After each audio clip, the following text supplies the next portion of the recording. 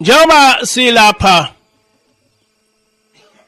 ayikho into engaba ingozi njengokuthi ukukholwa kwethu kube ilento ebizwa kuthiwa ifanatism. Ifanatism ukukholwa okukhulu kodwa okunokuphukuphuku phakathi. Ekholwe kakhulu umuntu kodwa engazi ukuthi lokhu kukholwa kwakhe kusuka phi kubheke phi. Lo muntu kuthiwa ifanatics. Isikhathi esiningi uma ukhuluma nalowo muntu akakulaleli ngoba isikhathi esiningi ucabanga ngenhliziyo akacabangi ngengqondo.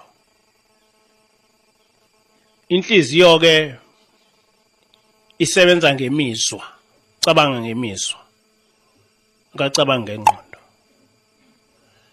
Ngajabula kabi uma ngingahola ibandla labantu abangacabangi ngemizwa, abangacabangi ngenhliziyo, kodwa abacabanga ngengqondo. Ngoba isikhathi esiningi ukucabanga ngamizwa akukusezulwini, kodwa umuntu ezulwini usiwa ukucabanga ngengqondo, ingqondo yakhe eyiqoqe.